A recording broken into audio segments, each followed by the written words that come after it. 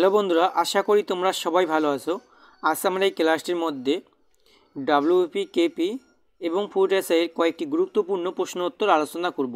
তোমরা সবাই ভিডিওটি প্রথম থেকে শেষ অবধি দেখবে। আর হ্যাঁ, যারা আমাদের চ্যানেলে নতুন এসেছো অবশ্যই চ্যানেলকে সাবস্ক্রাইব করে কিন্তু পাশে থাকবে। বন্ধুরা, প্রথম প্রশ্ন দেখো আমাদের, ভারতীয় সংবিধানের কোন ধারা অনুসারে পার্লামেন্টের বাজেট পেশ করতে হয়? খুবই গুরুত্বপূর্ণ প্রশ্ন এটি। উত্তর, ভারতীয় সংবিধানের 112 নং ধারা অনুযায়ী পার্লামেন্টের বাজেট পেশ করতে হয়। ওকে, পরের প্রশ্ন দেখো, কোন ভিটামিনের অভাবে রাতকানা রোগ হয়? কোন ভিটামিনের অভাবে রাতকানা রোগ হয়? খুবই গুরুত্বপূর্ণ প্রশ্ন এটি। উত্তর, ভিটামিন এর অভাবে রাতকানা রোগ হয়। পরের প্রশ্ন দেখো, 3 নম্বর প্রশ্ন, তুঙ্গভদ্রা অভয়ারণ্য কোথায় অবস্থিত? তুঙ্গভদ্রা অভয়ারণ্য কর্ণাটক রাজ্যে অবস্থিত। ওকে, পরের প্রশ্ন দেখো 4 নম্বর, রাজ্যসভার সদস্যর কার্যকাল মেয়াদ কত বছর? এই প্রশ্নটি কিন্তু খুবই গুরুত্বপূর্ণ রয়েছে। রাজ্যসভার সদস্যর কার্যকাল মেয়াদ হলো 6 বছর। পরের প্রশ্ন দেখো, ইউআরএল এর পুরো নাম কি? ইউআরএল এর পুরো নাম হলো ইউনিফর্ম রিসোর্স লোকেটর। ওকে, পরের প্রশ্ন দেখো, পৃথিবীর উচ্চতম পর্বতশ্রেণী কোনটি? পৃথিবীর উচ্চতম পর্বতশ্রেণীটি হলো হিমালয়। বন্ধুরা, তোমরা যারা এই ভিডিওটিকে লাইক করোনি অবশ্যই একটি লাইক করে দিও। আর হ্যাঁ, আমাদের প্রত্যেক দিনের ভিডিওগুলি পেতে চ্যানেলকে সাবস্ক্রাইব করবে কিন্তু অবশ্যই। ওকে, ভারতের দীর্ঘতম বাঁধের নাম কি? এই প্রশ্নটি কিন্তু খুবই গুরুত্বপূর্ণ রয়েছে। ভারতের দীর্ঘতম বাঁধের নাম হলো হীরাকুদ বাঁধ। ওকে, এগুলো কিন্তু অবশ্যই মনে রেখো। পরের প্রশ্ন দেখো, ভারতের দীর্ঘতম খাল কোনটি? ভারতের দীর্ঘতম খাল কোনটি? উত্তর, ইন্দিরা গান্ধী ক্যানেল। ওকে, কোন বছর বিধবা বিবাহ আইন পাস হয়? ওকে, উত্তর, 1856 সালে বিধবা বিবাহ আইন পাস হয়েছিল। পরের প্রশ্ন দেখো, স্বাধীন ভারতের প্রথম ও শেষ ভারতীয় গভর্নর জেনারেল কে ছিলেন? এই প্রশ্নটি কিন্তু খুবই ইম্পর্টেন্ট রয়েছে বন্ধুরা। স্বাধীন ভারতের প্রথম ও শেষ ভারতীয় গভর্নর জেনারেল পদে ছিলেন চক্রবর্তী রাজা গোপালাচারী। বন্ধুরা, তোমরা যারা এই ভিডিওটির পিডিএফগুলি পেতে চাও তাহলে সবাই আমাদের টেলিগ্রাম চ্যানেলে অবশ্যই জয়েন করবে, কারণ আমাদের প্রত্যেক দিনের ভিডিওগুলির পিডিএফগুলি আমরা টেলিগ্রাম চ্যানেলে দিয়ে থাকি। পরের প্রশ্ন দেখো, 11 নম্বর প্রশ্ন, প্যারীচাঁদ মিত্রের ছদ্মনাম কি? প্যারীচাঁদ মিত্রের ছদ্মনাম হলো টেকচাঁদ ঠাকুর। পরের প্রশ্ন দেখো, দেহের সবচেয়ে বড় স্নায়ু কোনটি? দেহের সবচেয়ে বড় স্নায়ুর নাম হলো ভেগাস। গদর পার্টি কে প্রতিষ্ঠা করেন? এই প্রশ্নটি কিন্তু খুবই গুরুত্বপূর্ণ রয়েছে বন্ধুরা। গদর পার্টি কে প্রতিষ্ঠা করেছিলেন? উত্তর, লালা হরদয়াল। কে সকারি উপাধি গ্রহণ করেছিলেন? সকাবি উপাধি গ্রহণ করেছিলেন দ্বিতীয় চন্দ্রগুপ্ত। পরের প্রশ্ন দেখো, কোন সালে ভারতের রাজধানী কলকাতা থেকে দিল্লিতে স্থানান্তরিত করা হয়েছিল? উত্তর, 1911 সালে ভারতের রাজধানী কলকাতা থেকে 1911 সালে ভারতের রাজধানী কলকাতা থেকে দিল্লিতে স্থানান্তরিত করা হয়েছিল। ওকে, পরের প্রশ্ন দেখো, ভারতের জাতীয় কংগ্রেসের প্রথম অধিবেশনের সভাপতি কে ছিলেন? ভারতের জাতীয় কংগ্রেসের প্রথম অধিবেশনের সভাপতি ছিলেন উমেশ চন্দ্র ব্যানার্জি। গান্ধীজি ভারতের গণ আন্দোলনের প্রথম অভিজ্ঞতা কোথায় হয়েছিল? এই প্রশ্নটি কিন্তু খুবই গুরুত্বপূর্ণ রয়েছে বন্ধুরা। গান্ধীজি ভারতের গণ আন্দোলনের প্রথম অভিজ্ঞতা হয়েছিল চম্পারণে। অবশ্যই কিন্তু মনে রেখো, চম্পারণে।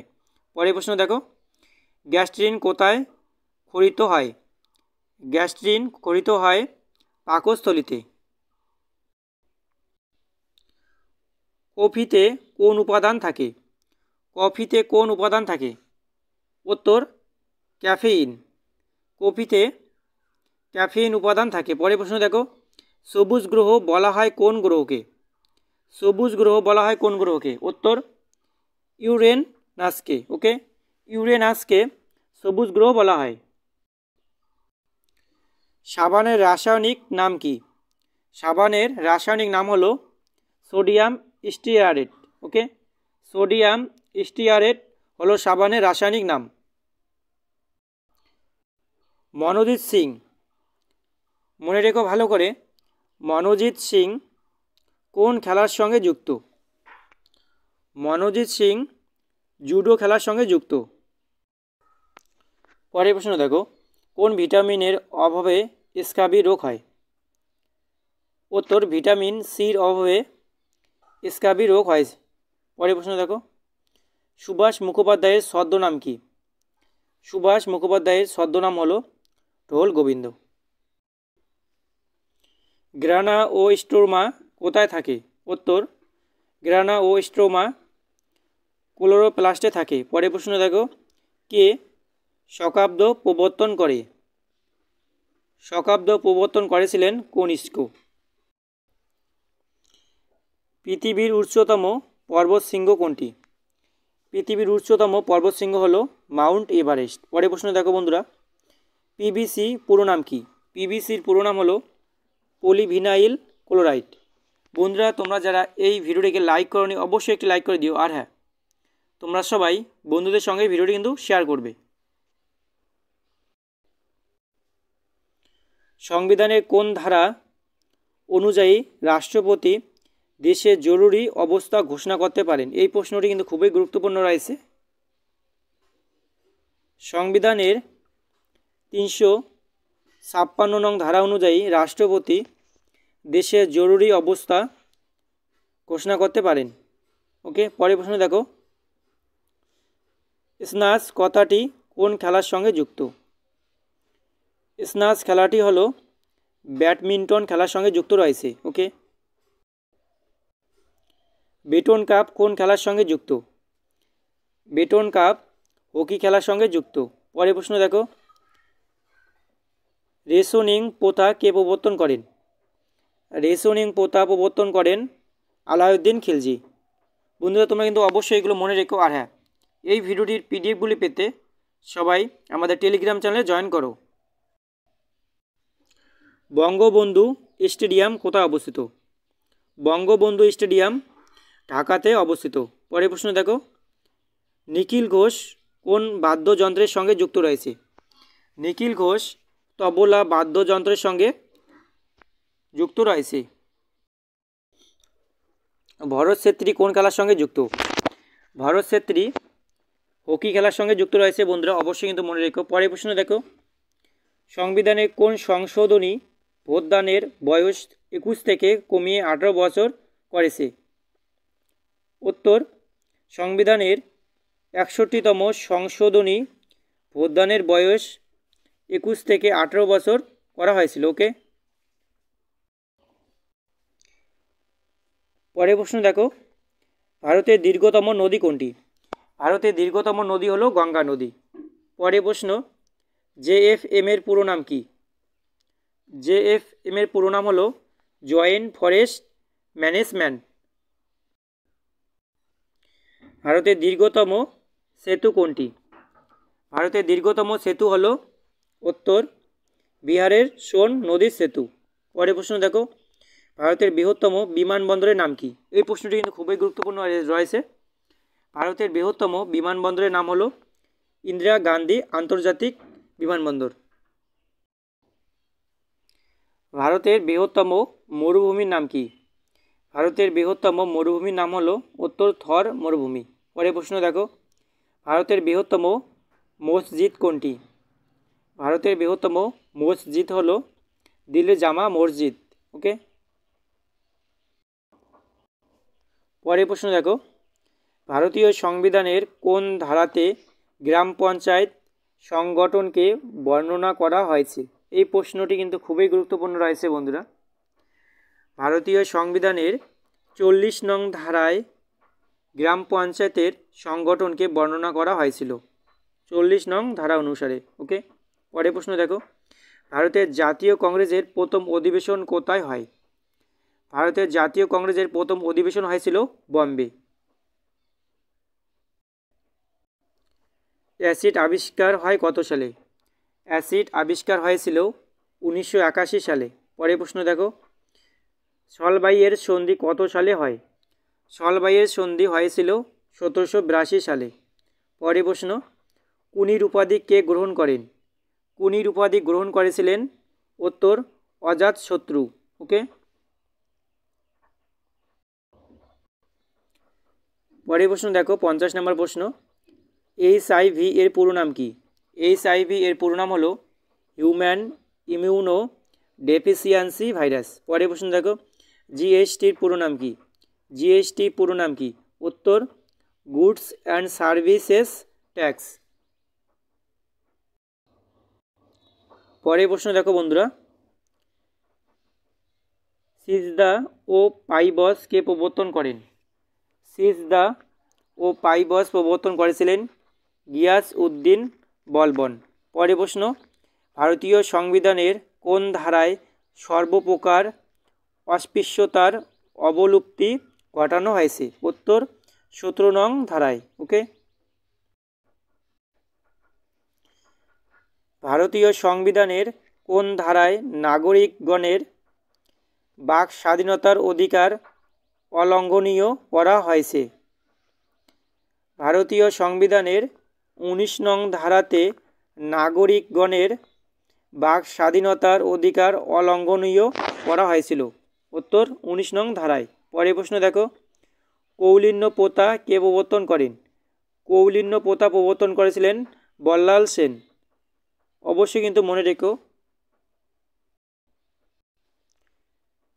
ডিপলিং শব্দটি কোন খেলার সঙ্গে যুক্ত? এই প্রশ্নটি কিন্তু বন্ধুরা খুবই গুরুত্বপূর্ণ রয়েছে। ডিপলিং সিং কোন খেলার সঙ্গে যুক্ত? ডিপলিং শব্দটি কোন খেলার সঙ্গে যুক্ত? উত্তর, বাস্কেটবল খেলার সঙ্গে যুক্ত। ওকে, পরের প্রশ্ন, দীপা মালিক কোন খেলার সঙ্গে যুক্ত রয়েছেন? দীপা মালিক তিনি শর্টপুট খেলার সঙ্গে যুক্ত রয়েছেন।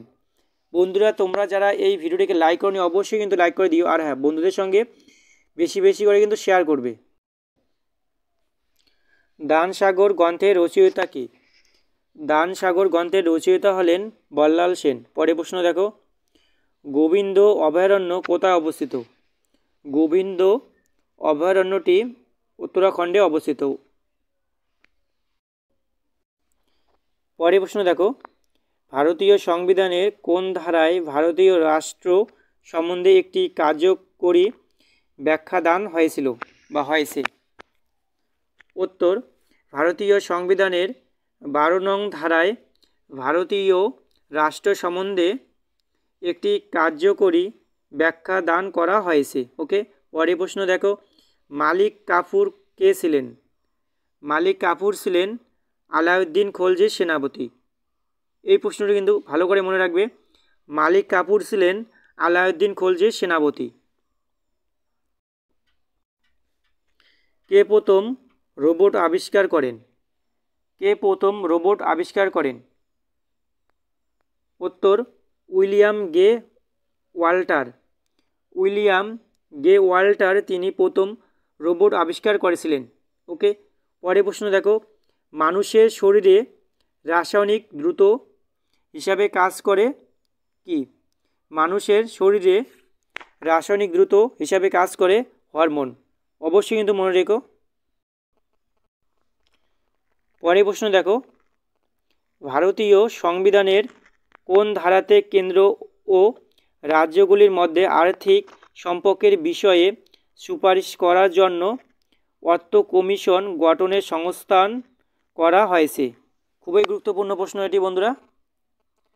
ভারতীয় সংবিধানের 280 নং ধারাতে কেন্দ্র ও রাজ্যগুলির মধ্যে আর্থিক সম্পর্কের বিষয়ে সুপারিশ করার জন্য অর্থ কমিশন সংগঠনের সংস্থান করা হয়েছিল।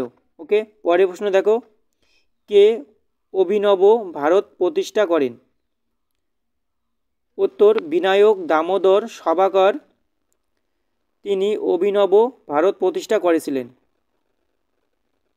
পরের প্রশ্ন, ভারতীয় বিপ্লবীদের জননীরূপ খ্যাত ছিলেন কে? ভারতীয় বিপ্লবীদের জননীরূপ খ্যাত ছিলেন মাদাম কামা। পরের প্রশ্ন দেখো, ভারতীয় সংবিধানের কোন ধারায় বলা হয়েছে? ভারতীয় সংবিধানের কোন ধারায় বলা হয়েছে যে রাষ্ট্রীয় অর্থানুকূল্য যেসব শিক্ষা প্রতিষ্ঠানগুলি পরিচালিত হয়ে থাকে সেখানে কোনো ধর্মীয় শিক্ষা প্রদান করা যাবে না? এই প্রশ্নটি কিন্তু খুবই গুরুত্বপূর্ণ রয়েছে বন্ধুরা, উত্তর ভালো করে দেখে নিও। ভারতীয় সংবিধানের ২৮ নং ধারাতে বলা হয়েছে যে রাষ্ট্রীয় অর্থানুকূল্য যেসব শিক্ষা প্রতিষ্ঠানগুলি পরিচালিত হয়ে থাকে সেখানে কোনো ধর্মীয় শিক্ষা প্রদান করা যাবে না। কত নম্বর ধারায় বলা হয়েছে ভালো করে মনে রেখো? ২৮ নং ধারায়। পরের প্রশ্ন দেখো, আলিগড় আন্দোলন কে শুরু করেছিলেন? এই প্রশ্নটি কিন্তু খুবই গুরুত্বপূর্ণ রয়েছে। আলিগড় আন্দোলন কে শুরু করেছিলেন? উত্তর সৈয়দ আহমেদ খান। ওকে। কনিষ্কের সভাকবি কে ছিলেন? কনিষ্কের সভাকবি ছিলেন অশ্ব ঘোষ। পরের প্রশ্ন দেখো, ধান গাছের ক্রোমোজোম সংখ্যা কত? ধান গাছের ক্রোমোজোমের সংখ্যা হলো 24টি, অর্থাৎ 12 জোড়া। ওকে। কোন অধাতুটি সাধারণ অবস্থায় তরল থাকে? উত্তর ব্রোমিন অধাতুটি সাধারণ অবস্থায় তরল হয়ে থাকে। পরের প্রশ্ন, নীল গ্রহ বলা হয় কোন গ্রহকে? নীল গ্রহ বলা হয় পৃথিবীকে। কত সালে রাওলাট আইন পাস হয়? কত সালে রাওলাট আইন পাস হয়? উত্তর 1919 সালে রাওলাট আইন পাস হয়েছিল। রক্ত শূন্যতা দেখা দেয় কিসের অভাবে? রক্ত শূন্যতা দেখা দেয় আয়রনের অভাবে। এগুলো কিন্তু অবশ্যই মনে রেখো, আয়রনের অভাবে রক্ত শূন্যতা দেখা দেয়। সূর্যের নিকটতম গ্রহের নাম কি? সূর্যের নিকটতম গ্রহের নাম হলো বুধ। পরের প্রশ্ন, পাঠশালা বন্দোবস্ত কে প্রবর্তন করেন? পাঠশালা বন্দোবস্ত প্রবর্তন করেন ওয়ারেন হেস্টিংস। ব্ল্যাক হোল এর ধারণাটি প্রথম কে দিয়েছিলেন? ব্ল্যাক হোলের ধারণাটি প্রথম দিয়েছিলেন আইনস্টাইন। ওকে। পরের প্রশ্ন দেখো, শীতকালীন অলিম্পিক 2026 কোথায় অনুষ্ঠিত হবে? এই প্রশ্নটি কিন্তু খুবই গুরুত্বপূর্ণ রয়েছে। শীতকালীন অলিম্পিক 2026 সালে কোথায় অনুষ্ঠিত হবে? উত্তর মিলানো কোর্টিনায়। ওকে, এটি ইতালিতে অবস্থিত। জামা মসজিদ কে নির্মাণ করেন? জামা মসজিদ নির্মাণ করেছিলেন শাহজাহান। পরের প্রশ্ন দেখো, ব্রাহ্ম সমাজ কে প্রতিষ্ঠা করেন? ব্রাহ্ম সমাজ প্রতিষ্ঠা করেছিলেন রাজা রামমোহন রায়। থমাস কাপ কোন খেলার সঙ্গে যুক্ত? থমাস কাপ বিলিয়ার্ড খেলার সঙ্গে যুক্ত রয়েছে। পরের প্রশ্ন দেখো, টমাস কাপ কোন খেলার সঙ্গে যুক্ত রয়েছে? টমাস কাপ হলো ব্যাডমিন্টন খেলার সঙ্গে যুক্ত রয়েছে। উত্তর ব্যাডমিন্টন। দাগ ও হুলিয়া প্রথা কে প্রবর্তন করেন? দাগ ও হুলিয়া প্রথা প্রবর্তন করেছিলেন আলাউদ্দিন খিলজি। পরের প্রশ্ন দেখো, গৌতম বুদ্ধ অভয়ারণ্য কোথায় অবস্থিত? এই প্রশ্নটি কিন্তু খুবই গুরুত্বপূর্ণ রয়েছে বন্ধুরা, ভালো করে দেখে নিও। গৌতম বুদ্ধ অভয়ারণ্যটি বিহার রাজ্যে অবস্থিত। ভিটামিন ইর অভাবে কী রোগ হয়? ভিটামিন ইর অভাবে রোগ হয় বন্ধ্যাত্ব। ওকে। পরের প্রশ্ন দেখো, দীপিকা কুমারী কোন খেলার সঙ্গে যুক্ত? দীপিকা কুমারী ধনুবিদ্যা খেলার সঙ্গে যুক্ত রয়েছে। ভিতরকণিকা অভয়ারণ্যটি কোথায় অবস্থিত? ভিতরকণিকা অভয়ারণ্যটি উড়িষ্যা রাজ্যে অবস্থিত। পরের প্রশ্ন, কোন ভিটামিনের অভাবে রক্ততঞ্চন ব্যাহত হয়? উত্তর ভিটামিন কে এর অভাবে ভিটামিন কে এর অভাবে রক্তচঞ্চল ব্যাহত হয়ে থাকে। শিশুদের রিকেট রোগ প্রতিরোধ করে কোন ভিটামিন? খুবই গুরুত্বপূর্ণ প্রশ্ন বন্ধুরা। শিশুদের রিকেট রোগ প্রতিরোধ করে ভিটামিন ডি। ওকে, পরের প্রশ্ন দেখো, জীবাণুবিদ্যার জনক কে? জীবাণুবিদ্যার জনক হলো লুই পাস্তুর।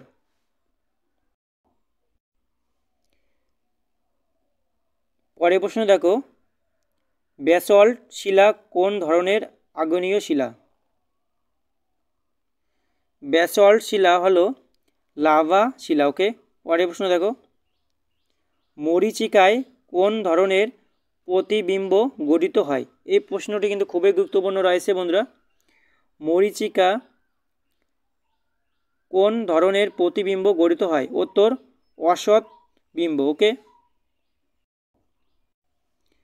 পরের প্রশ্ন দেখো, মনসবদারি প্রথা কে প্রবর্তন করেন? মনসবদারি প্রথা প্রবর্তন করেছিলেন আকবর। পরের প্রশ্ন, লাল গ্রহ বলা হয় কোন গ্রহকে? লাল গ্রহ বলা হয় মঙ্গল গ্রহকে। অবশ্যই কিন্তু ভালো করে মনে রাখবে।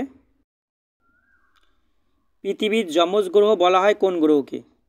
পৃথিবীর যমজ গ্রহ বলা হয় শুক্র গ্রহকে। ওকে, শুক্র গ্রহকে পৃথিবীর যমজ গ্রহ বলা হয়। পরের প্রশ্ন দেখো, এশিয়াটিক সোসাইটি কে প্রতিষ্ঠা করেন? এশিয়াটিক সোসাইটি প্রতিষ্ঠা করেছিলেন উইলিয়াম জোন্স। তত্ত্ববোধিনী সভা কে প্রতিষ্ঠা করেন? তত্ত্ববোধিনী সভা প্রতিষ্ঠা করেছিলেন দেবেন্দ্রনাথ ঠাকুর। দেবেন্দ্রনাথ ঠাকুর তিনি তত্ত্ববোধিনী সভা প্রতিষ্ঠা করেছিলেন। বন্ধুরা, আমাদের ভিডিওটি যদি ভালো লেগে থাকে অবশ্যই লাইক করো, বন্ধুদের সঙ্গে শেয়ার করে দিও। আর হ্যাঁ, আমাদের প্রত্যেক দিনের ভিডিওগুলি পেতে চ্যানেলকে সাবস্ক্রাইব করে পাশে থেকো।